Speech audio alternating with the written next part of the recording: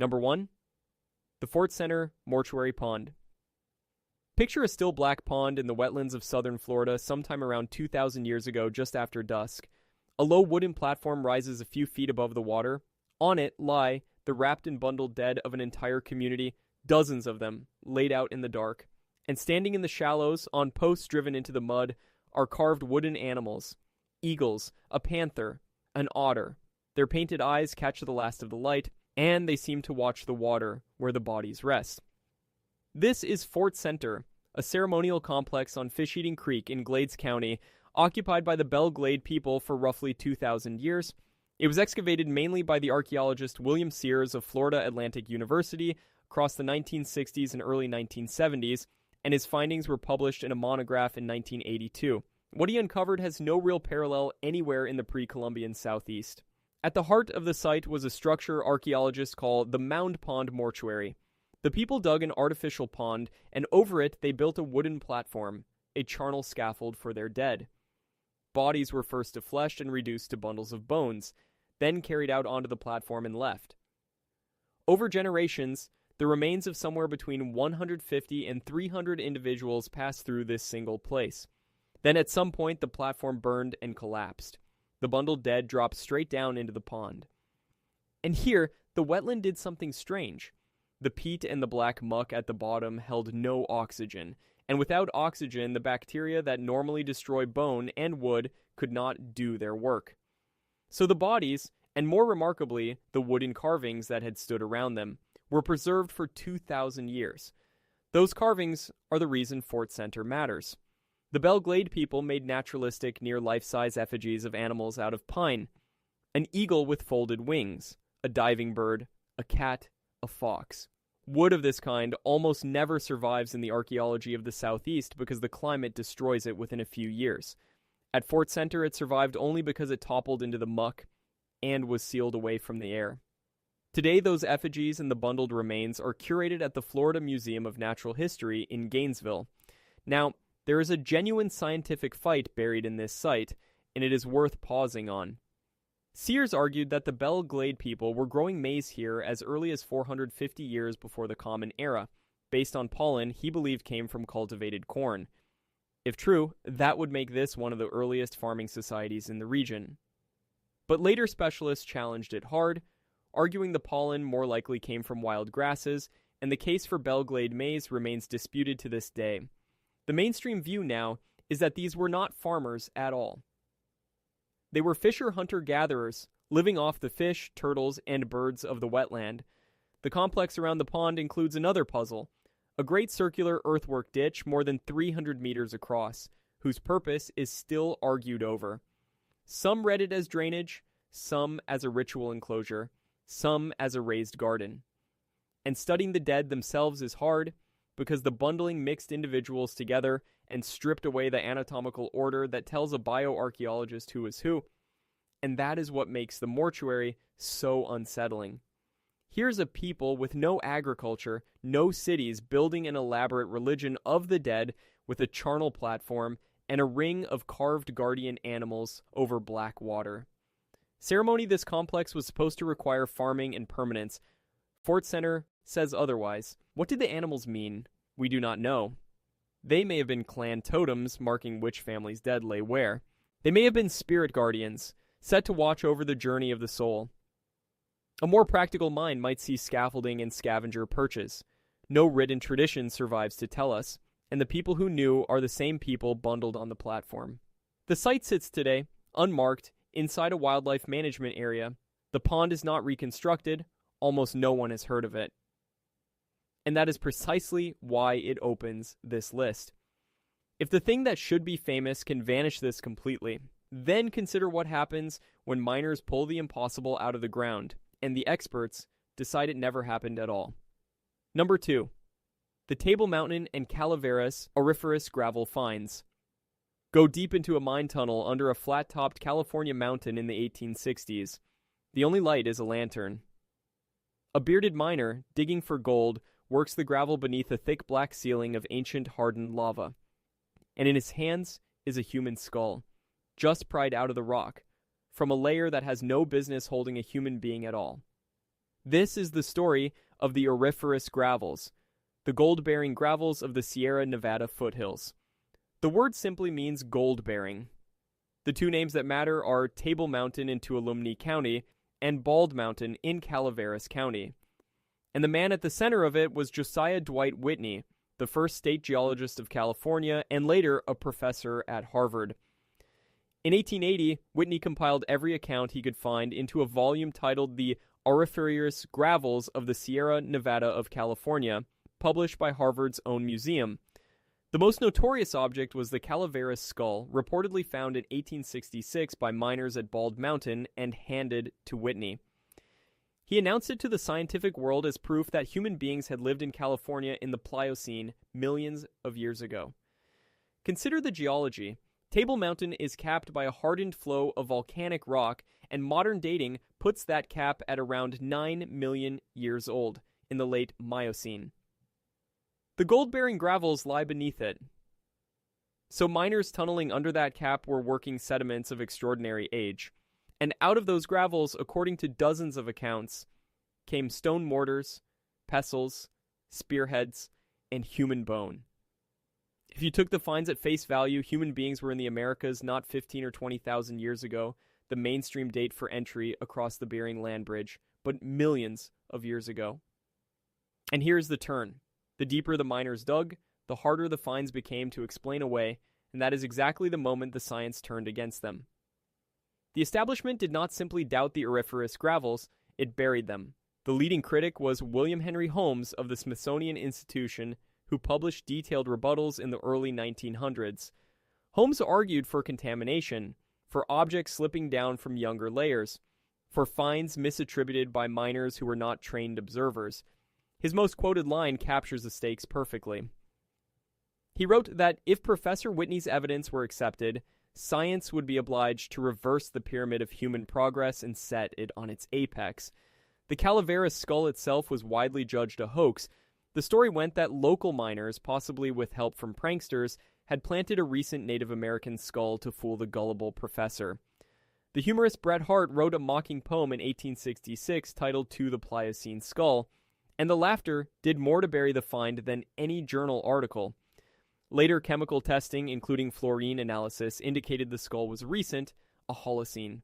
Native American burial, not a Pliocene ancestor. But notice what that leaves unexplained. The skull may have been a plant. The mortars and pestles pulled from named mine shafts under Table Mountain were much harder to dismiss that way. They remained a genuine puzzle of provenance, which is the polite word for the question that haunts the whole affair. How do you prove how deep an object really was when the men who found it were digging for gold, not for prehistory? There are 3 ways to read this. The first is deliberate fraud, miners salting the tunnels for attention. The second is honest error, ordinary tools and burials slipping down cracks into older gravel and fooling everyone. The third, the fringe reading, is that the finds were real and were suppressed because they broke the timeline. In 1993, the authors Michael Cremo and Richard Thompson revived exactly this argument in a book called Forbidden Archaeology, cataloging the auriferous gravel finds as anomalous evidence that mainstream science refused to see. Professional archaeologists regard the book as pseudoscience, but it made Table Mountain and Calaveras famous all over again. The real lesson is sober rather than sensational. Extraordinary claims about age require secure, undisturbed layers, and a working gold mine is the worst possible place to establish that. Almost certainly, the impossible dates were contamination. And yet the way the finds were handled, struck from the record and laughed out of the room, is the closest thing on this list to a literal ban. The objects in the account survive today mostly in Whitney's own 1880 volume and in the writings of the men who set out to destroy his case. Here, the erasure itself became the horror. Number 3. Aztalan. Stand on a green bluff above the Crawfish River in southern Wisconsin and look into a shallow refuse pit that excavators have just opened. Mixed into the ash and the broken pottery are human bones. They are charred. They are cut. They are broken apart in the way that animal bones are broken when someone wants the marrow. And for nearly a century, the people of Wisconsin were not entirely sure. They wanted to know what that meant. This is Aztalan, in Jefferson County, on the west bank of the Crawfish River. It is a middle Mississippian site, occupied roughly between 1000 and 1300 of the Common Era, and most archaeologists read it as a northern outpost tied to the great city of Cahokia, near modern St. Louis. That connection matters because Cahokia was the largest city north of Mexico, and Aztalan is its influence pushed hundreds of miles into the North Woods. The town was fortified. It had a stockade of logs plastered with clay and set with square bastions at intervals, enclosing flat-topped platform mounds and an open plaza. It was a planned, defended, hierarchical place, dropped into a landscape of much smaller and more egalitarian woodland communities. The name is a mistake. In 1836, a local judge named Nathaniel Heyer decided the ruins must be connected to Aztalan, the legendary homeland of the Aztecs, and the label stuck, even though the two have nothing to do with each other.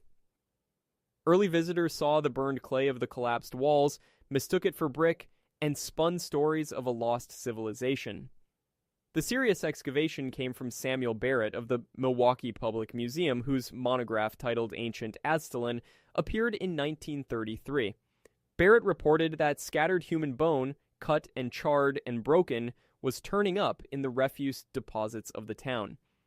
And he drew the obvious terrible conclusion. He interpreted it as cannibalism.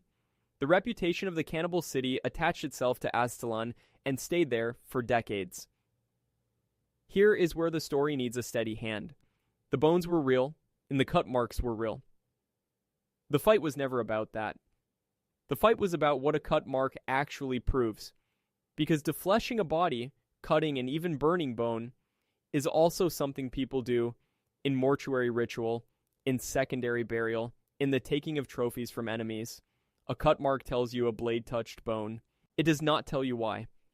Modern researchers, including Lynn Goldstein of Michigan State University, who has led long-term work at the site, urge exactly this caution. The processed human bone at Aztalan might mean cannibalism. It might mean a complex funeral practice we do not fully understand. The honest answer is that the question is still open. There is more to the site than horror. In work from around 1919 and 1920, the University of Wisconsin uncovered what became known as the Princess Burial, a young woman interred wearing thousands of shell beads. The material culture across the site, the shell-tempered pottery, the wall trench houses, the platform mounds, is unmistakably Mississippian, intrusive, brought in from the south into a region of effigy mound builders. It is important to say clearly what Aztalan is not. It is not the ancestral Pueblo and cannibalism debate of the desert Southwest. That is a different culture, a different region, and a different body of evidence entirely. Aztalan is a northern Mississippian frontier town, and its horror is its own. And that town met a violent end.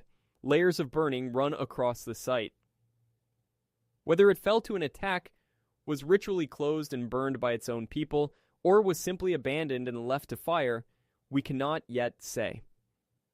What we can say is that a fortified, ranked, maize-growing town appeared among its egalitarian neighbors, thrived for a couple of centuries, and then burned.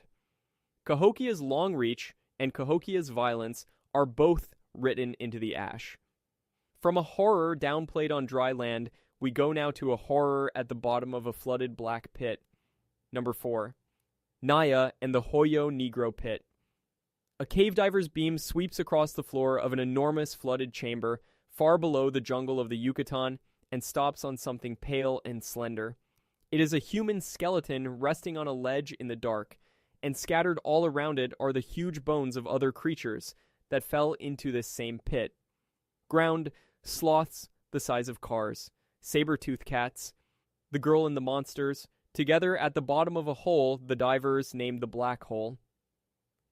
Hoyo Negro, which is Spanish for black hole, is a deep, bell-shaped collapse chamber inside the Sac Octoon cave system near Tulum, in Quintana Roo, Mexico. Today it is entirely underwater, flooded by the sea level rise that followed the last ice age. But 13,000 years ago it was dry, or nearly dry, an open shaft in the darkness with a drop of around 30 meters to the floor. Cave divers exploring the system found the chamber and its bones in 2007. They gave the skeleton a name, Naia, from the Greek word for a water nymph. Naia was young. She was an adolescent girl, roughly 15 to 16 years old, and she was small, standing well under 5 feet tall. And her skeleton turned out to be one of the oldest and most complete human remains ever found in the Americas. A team led by the forensic archaeologist James Chatters, the same specialist who worked on the Kennewick Man case, published her in the journal Science in 2014. They dated her to roughly 12,900 years before the present, using radiocarbon on her tooth enamel combined with uranium and thorium dating of the calcite that had slowly grown over her bones after the chamber flooded. She almost certainly died here, in the dark, in terror. Her pelvis is fractured, an injury consistent with a fatal fall down the shaft. She would have died on impact or soon after at the bottom of a pit she could never have climbed out of. But the truly important thing about Naia is written in her mitochondria. Her mitochondrial DNA belonged to haplogroup D1, a genetic lineage that arose in Beringia, the ancient land between Siberia and Alaska, and that is still carried by living Native American people today. That single result settled a long and bitter argument. Some scientists had pointed to the narrow faces and long skulls of the earliest Americans and suggested they were a separate population, unrelated to modern Native Americans. Naia said no. Her face had the old Paleo-American shape, but her DNA was ancestral Native American. The shape had evolved in place. The earliest Americans and today's Native peoples are one continuous story. The pit gave up more than a girl. It was a natural trap that had been swallowing animals for thousands of years. At least 26 large creatures fell into Hoyo Negro and never left. Among them were extinct giants of the Ice Age Americas, the Shasta ground sloth, Nothrotheriops, a gomphothere, an elephant relative called Cuvier-Donius, saber-toothed cats. Naia lies among them, a single teenage girl in an ossuary of monsters. There are competing ideas about who the first Americans were and how many waves arrived. The old model of a separate Paleo-American migration, a single Beringian ancestral population, and multiple later waves have all had defenders. Naia's DNA weighed heavily in favor of a shared Beringian origin for the earliest Americans, and that is now the leading view. Studying her is dangerous and slow, requiring technical cave diving to depths where a mistake is fatal. Researchers documented and partly recovered the remains underwater. Troublingly, some elements, including her skull, were later reported to have been moved or disturbed, a reminder of how fragile and vulnerable these underwater sites are to looting and accident. There is one last resonance. The Maya who later lived above these caves revered them as cenotes, sacred flooded shafts that were entrances to Xibalba, the underworld. Long before that belief existed, a girl fell into one of those entrances and stayed. Because she lies in Mexican waters, the site is governed by Mexico's National Antiquities Authority, and access to Hoyo Negro is tightly controlled, which is part of why so few people know her name. And from an underworld pit, we go to an entire village swallowed alive. Number 5. The Ozette village, the American Pompeii. On a winter day around 300 years ago, on the wild outer coast of what is now Washington State, a rain-soaked hillside let go. A wall of wet clay slid down onto the beach and struck a row of cedar longhouses, and it buried them where they stood. Families, homes, tools, and food sealed under the mud in an instant mid-life. This is Ozette, at Cape Alava, on the Olympic Peninsula, in the traditional territory of the Makah people.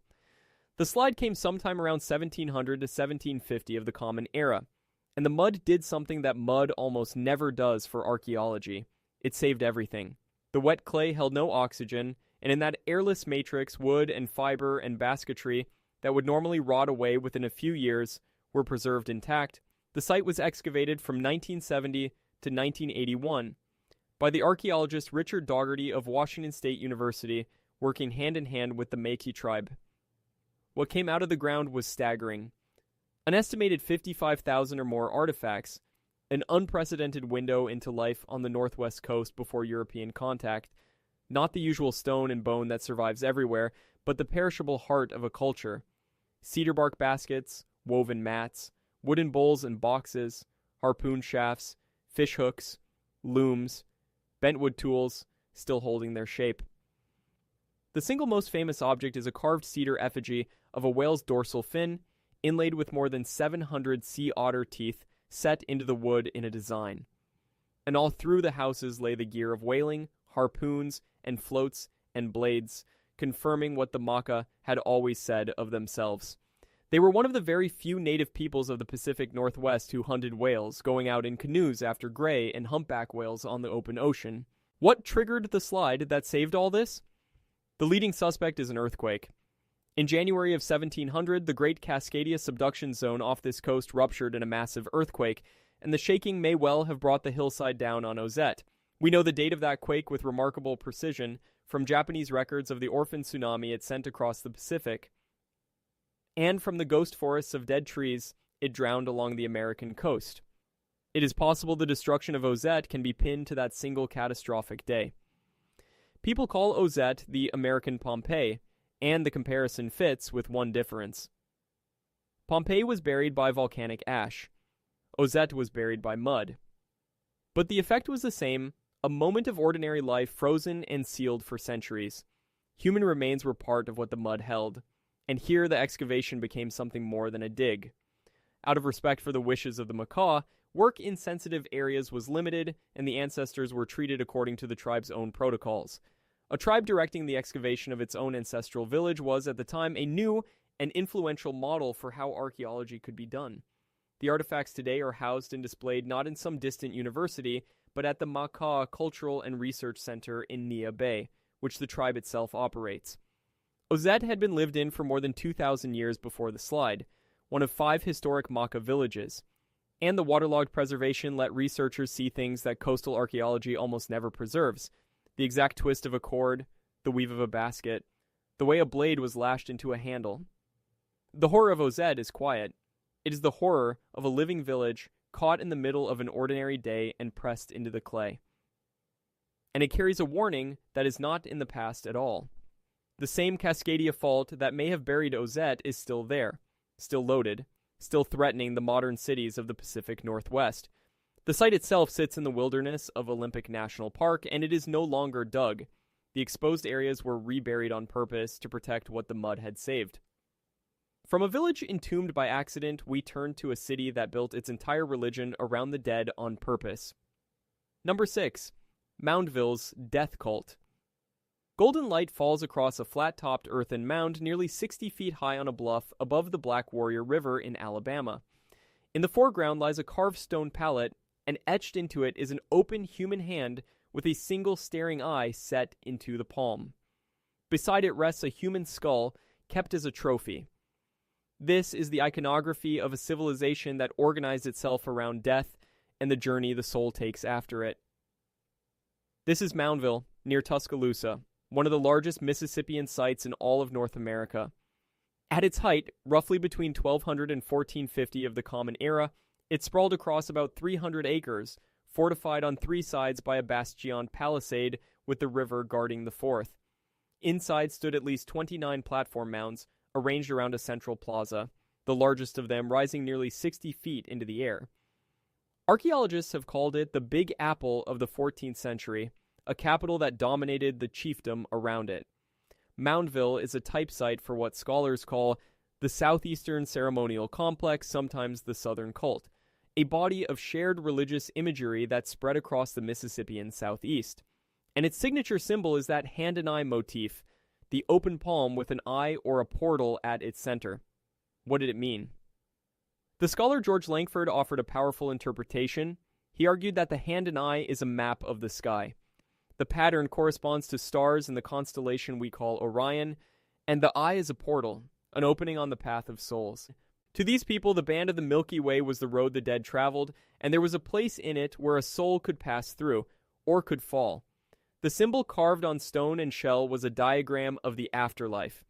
The rest of the imagery runs in the same dark register: winged serpents, raptors, skulls, and long bones. The Birdman, a warrior in the guise of a falcon. One of the most famous objects, the engraved rattlesnake disc, is a stone pallet about 12 inches across, showing the hand and eye, ringed by 2 knotted horned rattlesnakes. And the excavations recovered not just images of death, but its material, trophy skulls and artifacts worked from human bone. The site was dug in 2 great campaigns. Clarence Bloomfield Moore, a wealthy antiquarian, excavated here in 1905 and 1906, arriving by steamboat, carrying off the finest artifacts, and publishing them in lavish illustrated reports. Then, in the 1930s, crews working with the Alabama Museum of Natural History, supported by Depression-era labor programs, exposed hundreds of burials and structures. Now, the phrase death cult needs care, because it can mislead. The skulls and the severed hand images were not morbidity for its own sake. They were the working symbols of a coherent cosmology, a belief about where the soul goes and how it gets there. There are 3 ways to read Moundville, and the honest treatment holds all of them. A literal cult of war trophies and human sacrifice. A sophisticated religion of the soul's journey. An intense veneration of the ancestors. The truth likely braids all 3. Over time, the character of the place shifted. Isotopic and demographic studies suggest Moundville changed from a crowded residential town into a sparser necropolis and ceremonial ground, a city that became more and more a place of the dead. It was a ranked society, its elites buried with copper and shell and imported treasure, while commoners went into far simpler graves. And the palisade and the warrior imagery make plain that violence, and the ritual of violence, sat at the center of its order. Translate the scale into modern terms, and it lands hard. This was a planned capital of nearly 30 monuments, ruling the valley around it 3 centuries before Columbus, its skyline built entirely of earth, carried basket by basket on human backs. The skulls were never mindless. They marked the road every soul was believed to walk. And the descendant nations of the southeast, the Muskogean peoples and others, still carry that cosmology of the path of souls in their traditions today. From a city of the dead, we descend into a single sealed crypt where one family ruled from beneath the floor. Number 7, the Pueblo Bonito Crypt, room 33. Deep inside the greatest ruin in the American Southwest, excavators lift a floor of wooden planks and the light falls on a blaze of blue. Thousands upon thousands of turquoise beads spread over pale human bones. 2 men lie here, buried with more wealth than anyone else in the ancient Southwest, and one of them has a hole staved into his skull.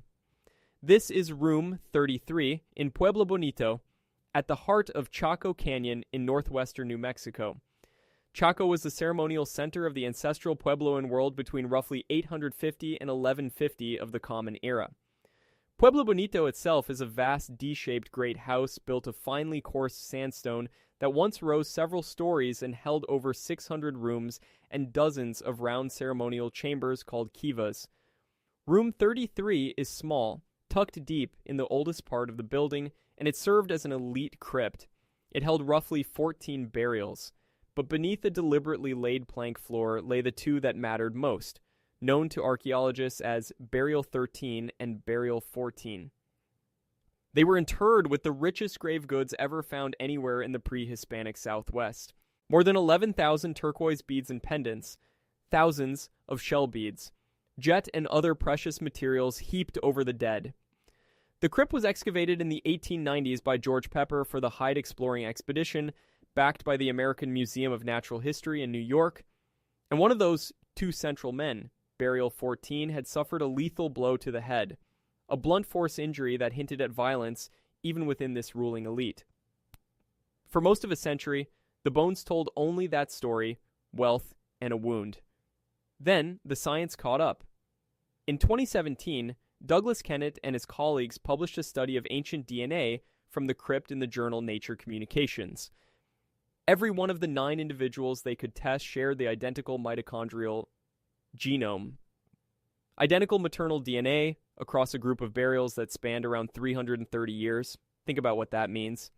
These people were all descended from the same woman in an unbroken line through the mother across more than 3 centuries. 2 of them were even related in a close nuclear way, a mother and daughter, or a grandmother and granddaughter. This was not a random collection of honored dead. It was a dynasty, a single ruling house that held its position by inheritance through the female line, generation after generation. That result overturned a long-standing belief. Archaeologists had often imagined ancestral Puebloan society as broadly egalitarian, without kings or ruling families. Room 33 said otherwise. Here was institutionalized inequality, a hereditary elite, hidden in plain sight beneath a plank floor. The turquoise heaped over them came from distant sources, which means This dynasty commanded exchange networks reaching hundreds of miles across the southwest. The founding burials date early to around 800 to 850, and the same lineage curated and reused the crypt for centuries, and the wider canyon offers a darker frame. At outlying Chaco sites, there is contested but serious evidence of extreme violence and even of cannibalism, used perhaps to terrorize and control. Set against that, the staved-in skull in room 33 looks less like an accident and more like the hard edge of power. There is one more uncomfortable layer. These remains sat in a museum in New York for well over 100 years before the DNA study was done, and modern Pueblo peoples maintain deep cultural ties to Chaco and real concerns about the study of their ancestors. What the crypt reveals is stark. 3 centuries before any European arrived, a single family ruled from the mother's line, buried under a fortune, one skull broken. From a hidden dynasty, we come to a cemetery that America dug up, put on display, and then was forced to bury all over again. Number 8. The Dickson Mounds. Walk into a mid-century museum building in central Illinois and look down over a railing. Below you, laid out in the bare earth exactly as they were found, are rows of human skeletons. More than 200 of them. And for 65 years, visitors paid to stand on this walkway and stare down at the ancestors of native people, on display like a diorama. This is Dickson Mounds, near Lewistown, at the meeting of the Illinois and Spoon Rivers, a burial complex used across the late Woodland and Mississippian periods. Its modern story begins in 1927 when a local chiropractor named Don Dickson began digging into a burial mound on his family's land. And he made a fateful choice. Instead of removing the skeletons, he left them in place exactly where they lay, and built a shelter and then a building over the open excavation. He had created a roadside attraction out of a cemetery. He exposed around 234 burials in the ground. People came and paid to view them. In 1945, the state of Illinois acquired the site, and rather than end the spectacle, it folded it into the Illinois State Museum system, with the display of the dead as its central draw. There is a genuine and painful irony in what happened next, because that exposed cemetery became one of the most important scientific assemblages in North America. Physical anthropologists, among them George Armalagos, Alan Goodman, and John Lallo, studied the Dickson skeletons to understand what happened to human health when people took up farming. And what they found became a landmark. As this population shifted to intensive maize agriculture, the markers of disease in the bones rose sharply. Anemia, visible as a spongy pitting of the skull called parodic hyperostosis. Signs of infection, interrupted growth. The Dickson Mound skeletons became the textbook proof that the move to farming often made people sicker and smaller, not healthier. There are competing readings of why. Farming itself with its narrow diet may have driven the decline. Or it was the crowding of larger settlements and the diseases that spread in them. Or it was the stress of trade and warfare in a more complex society. The bones fed all 3 arguments, and they still do. But by the late 20th century, a different question had become impossible to avoid. Whatever the scientific value, was it right to keep the dead of native people on public display as a paid attraction? Native American activists said clearly that it was not, and through the 1980s they protested the exhibit as a desecration, a violation of the dignity of the ancestors.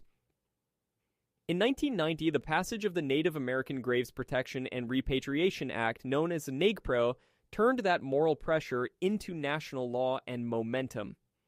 In 1992, the governor of Illinois, Jim Edgar, ordered the burial exhibit closed. The skeletons that had been stared at for 65 years were covered over.